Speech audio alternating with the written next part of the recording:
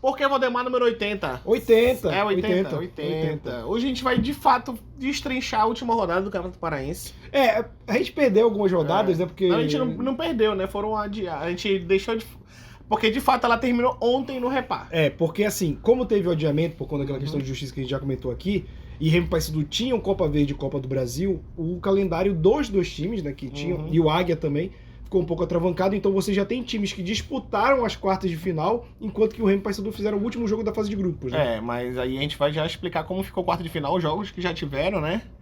E aí, só pra finalizar a rodada, o Castanhal ganha de 2-0 do Caeté, né? E consegue se classificar no grupo C ou não, no grupo... Cadê o Castanhal, hein? O Castanhal é do grupo C. Consegue ficar em primeiro no grupo C, né? E aí o Caeté também se classifica em segundo no grupo do Remo. É incrível a disparidade no grupo do Remo. O Remo fez 21 pontos, são 7 vitórias e uma derrota, né? E o segundo, o Abaixo dele, tá com apenas 7. Exatamente. Né? E aí o Itupiranga perde fora de casa pro São Francisco. O São Francisco, mesmo com 12 pontos, não consegue se classificar, né? Ele, se tivesse ficado em qualquer um dos outros grupos, tinha se classificado em segundo, em segundo ou em primeiro, se ficasse no grupo C, né? Mas ele não consegue classificação. O Tapajós ganha em casa do Bragantino, o que faz ele tentar correr e fugir da zona de rebaixamento, e consegue, né? Porque quem de fato se rebaixou foi Itupiranga e Independente, né? Sim. E o Águia empata com 0-0 com o Independente. O Águia estava classificado no grupo do Paysandu em segundo. Cametá perde para Tuna, o que a Tuna consegue a classificação, né, na Mas última rodada. Mas o Cametá também vai classificado. Ele vai classificado com o melhor terceiro, né, no grupo do Paysandu com 14 pontos, e nenhum outro terceiro chegou nem próximo. Os outros terceiros ficaram com 7 pontos. Sim. E já tá na semi, né, o Cametá.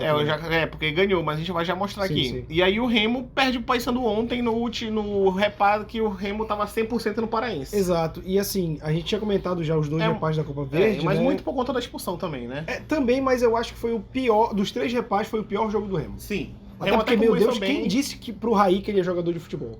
Se ele é jogador de futebol, eu sou o comentarista jornalista do podcast. É verdade. Cara, foi um jogo ruim do Remo, a expulsão pesou muito, óbvio, o Remo passou a maior parte do tempo. Clássico com a menos é muito difícil. E ainda assim, no segundo tempo, o Remo botou a pressão no Paysandu, que assim... mas sem chance, claro. Sem chance, mas o que eu comentei em outros momentos do Remo, assim, que o Remo tem jogado pra cima, não tem se acomodado 1-0, mas com o Paysandu ele tem jogado dessa maneira. Ele joga respeitando demais o Paysandu, e eu entendo que clássico é clássico e vice-versa, mas o Remo tem uma superioridade ao Paysandu nos primeiros 2 jogos, nesse não tanto, em que se ele tivesse perdido um pouco desse respeito, ele tinha feito 2-3-0 e matado logo o jogo e não tinha passado pelo que passou. Exatamente, mas assim, a expulsão pesou muito, o Remo joga mal, sente falta do Pablo Roberto, e o Paysandu estreando peças, né, que vão incorporar o elenco muito, que vão fazer parte agora do elenco pro resto do ano, e o Vinícius Leite é um deles, que foi realmente quem fez o gol, né. E o Rodolfo Filemon, uma coisa assim, que é o zagueiro também, um bom zagueiro que o Paysandu estreou ontem, né? E o PH que entrou naquela virada do Paysandu, na Copa Verde, ganhando vaga ali no meio de volante, né? Sim. Mas o Paysandu já poupando pra quinta-feira, pra pegar o Fluminense lá no Rio de Janeiro, né? Então tem o desgaste do deslocamento também. O Remo pega o Corinthians aqui dentro. Mas, assim, o problema desse calendário é que ficou muito maluco, porque a gente vai falar, né, os times que classificaram, a gente já tem, por exemplo, o Cametá e o São Francisco já fizeram o jogo de ida e volta das quartas, o Águia só fez o jogo de ida porque o Águia também tem jogo da Copa do Brasil no meio da semana, então a federação não queria desgastar também tanto a equipe. A gente tá meio maluco desse país. Exatamente, mas de um lado da chave ficou assim, Caetá pega o Remo, Caeté. Né? Caetá é bom, Caetá né? Ficou um meio termo ali bonito. Caeté pega o Remo, né? O primeiro jogo já é sábado agora, é lá no... Vai ser no Mangueirão os 2 jogos. Sim, Caeté deve ter vendido um mando de campo. É porque eu acho que o Caeté tava com o Paysandu, jogando no campo, Paysandu, se eu não me engano, né? E aí vai ser sábado já agora, dia 15 de abril, o primeiro jogo, e o outro já é dia 18, na terça-feira da próxima semana. O Caeté é o pior dos classificados. né? E antes disso o Remo ainda pega o Corinthians na quarta-feira, né? Sim. E aí o outro foi São Francisco e Cametá, os 2 jogos já até aconteceram, né? O Cametá ganha do São Francisco fora de casa, o primeiro jogo de 1-0. E em casa, que foi ontem o jogo, o Cametá dá uma goleada, né, no São Francisco. O São Francisco foi um dos piores classificados, né? Sim, aí 5-2, já tá na semi. O Cametá pega quem passar de Remo, é do Remo. É do Remo? Remo e Caeté. Remo e Caeté. E aí a gente tem a definição, né, ainda de rolar Tunaluso e Paysandu, que vai demorar por causa do... É Remo e Cametá, se passar, né, obviamente, do Caeté. E aí a gente tem o Paysandu com a Tuna, jogo que ainda vai rolar também por conta do calendário. Primeiro jogo de ida no Souza, segundo na Curuzu. O Castanhal já jogou o jogo de ida com o Águia de Marabá, dentro de casa perdeu por 2-1 pro Águia de Marabá. O jogo de volta no domingo dia 16, porque o Águia também tem Copa do Brasil no meio da semana. Meio da semana, né? Vai pegar o Fortaleza. E então dá essa poupada e quem passar de Águia e Castanhal pega quem passar de Paysandu e Tunaluso, né?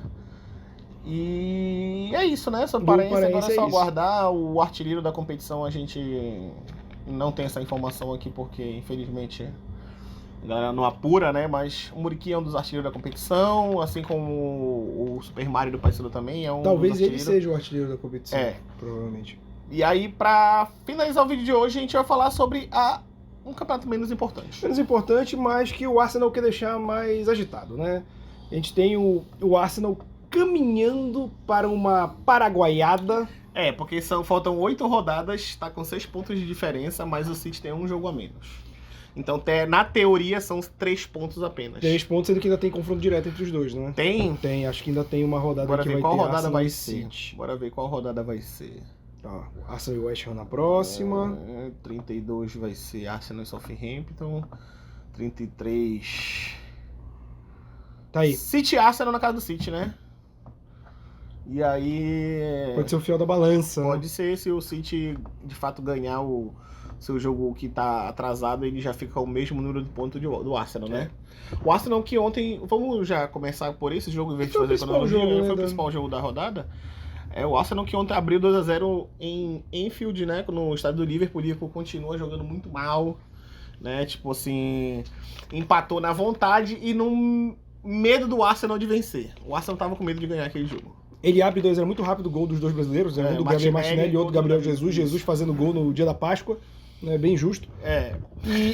E aí, no final do primeiro tempo, ainda o Salah diminui, faz 2-1, vai pro intervalo com esse Salah ainda perde o pênalti, né? Sim, e aí o que acontece é que o Arsenal ele volta meio que sem vontade. O Liverpool cresce muito no segundo tempo. 2-0 da Inglaterra não é uma vantagem que tu possa sentar nela e falar assim, tá tudo bem. Não, é um placar perigosíssimo.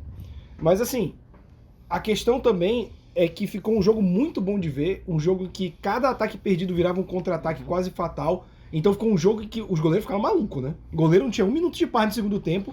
Só que nessa, o Arsenal começou a permitir que o Liverpool chegasse muito mais, o Liverpool começou a pressionar mais, o ritmo do Arsenal diminuiu. E aí, uma hora, o Roberto Firmino, que tem se tornado esse homem do Liverpool, né? No final do jogo, entra ali, faz um gol. É porque ele tem muita sorte contra o Arsenal. Sim. Se eu não me engano, todo jogo ele faz um gol no mínimo. E aí o contrato dele que encerra esse ano, o Liverpool não deve renovar. E aí foi ovacionado, né? A torcida amou aquele gol ali, mas assim... Ele é muito querido pela torcida. O Liverpool poderia até ter saído com a vitória, né? Porque aí ele teve a chance do pênalti perdido, né? O Salah, temporada horrorosa. Eu tava vendo o jogo e teve um lance que lançaram pra ele e ele tentou com a perna direita e errou o chute, estava muito perto do gol. E aí eu lembrei que naquela temporada onde ele voou, que o Liverpool até perdeu pro Real Madrid a final da Champions. Sim. Ele de direita fazia gol de barriga no Quando o cara tá numa fase boa, né? E como a fase não é boa, e mesmo assim não sendo a fase boa, ele e Vinícius Júnior são os únicos a passarem de 2 dígitos entre gol e assistência no campeonato, na Europa no ano. Nas principais ligas europeias. Nas principais ligas. Se não me engano, ele tem mais de 20 gols e mais de 10 assistências, assim como o Vinícius Júnior também. Então, assim, mesmo ele não sendo esse jogador, ele ainda entrega números, né? Não tendo a melhor temporada, ele ainda entrega números. E ainda mostra o quão ruim é a fase do Liverpool. Exatamente. Né? Mesmo com esses números, ainda tá lá embaixo. O Liverpool que depois desse jogo se estaciona na 8ª colocação ali, vai brigar por uma Europa League, uma Conference League, né? E aí é um absurdo o Liverpool estar nessa posição. E aí o Manchester meio que perdeu pro Newcastle, né? E aí perdeu a 3ª posição que eles estavam disputando. Agora vence para dar uma sobrevida, né? 2-0 em cima do Everton. Meio que para colocar um pé também ali na Champions League, né? Porque o importante pro Manchester nesse momento é garantir a Champions League e, em segundo plano, pegar umas taças essa temporada. Já pegou da Copa da Liga, ainda tem chance na Copa da Inglaterra, tá na Europa League. Então, assim, O importante é garantir essa vaga, porque o dinheiro da Champions League de televisão é muito maior e para a estrutura que o Manchester United está fazendo, é importante. Ó, a Conference League no campeonato inglês é o 7º colocado que leva. Até o momento é o Brighton, mas ele tá a 2 pontos do Liverpool, Mas tá com um jogo a menos, né? Mas o Liverpool também tem um jogo a menos com relação ao Aston Villa. Então, assim, tá uma briga ali ainda que vai ser... E o Aston Villa eu acho que não sustenta essa posição. O Aston Villa, na verdade, teve um arranque, uma subida brilhante, assim, né? Porque a gente tava falando do Aston Villa brigando pra não cair lá embaixo, né? Ele ganhou do Nottingham Forest, que também é outro que tá nessa briga aí, dá uma subida boa, tá em... Ganhou de 2-0 do Nottingham Forest, né? E o United, a gente tava falando do United, ele ganha de 2-0 do Everton em casa, né? No Trafford.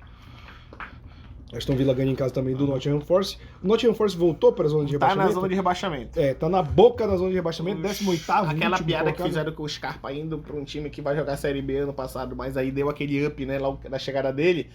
Aí o pessoal tá vendo só, vocês falaram muito. E tá aí o Nottingham Forest brigando. Mas aquele negócio, né, porque a gente tava falando bem daquela situação de contratar 30 jogadores, né, mas assim, a gente tava criticando o nosso estado por os clubes fazerem isso, contratar 20, 15 jogadores e não ter um retorno imediato, porque não tem como. Sim. O Nottingham Forest tava mostrando que poderia ter, mas na real, assim como a continuidade não teve, né? Eu acho que o que resta agora no Nottingham Forest é orar. Até porque, por exemplo, dos jogadores do Palmeiras que foram pro Nottingham Forest, quem tá jogando mais é o Danilo. O Scarpa mal fica no banco às vezes. Sim, é verdade. Né? E aí, o Nottingham Forest perde, né, pro Aston Villa em casa. E o Newcastle ganha do Brentford, né, que foi um jogaço. O Brentford ganhou do Brentford 2-1 e sustentou a terceira colocação ali na frente do Manchester United. Sim. O West Ham ganha do Fulham fora de casa. O Fulham que vem fazendo uma temporada muito boa e o West Ham, de fato, se afastando ali daquela zona, mas ainda, né, tá nessa zona perigosa que a gente fala, né, que vai ali mais ou menos até o 12º, que é o Crystal Palace, né, que também aplica uma goleada no Leeds essa rodada.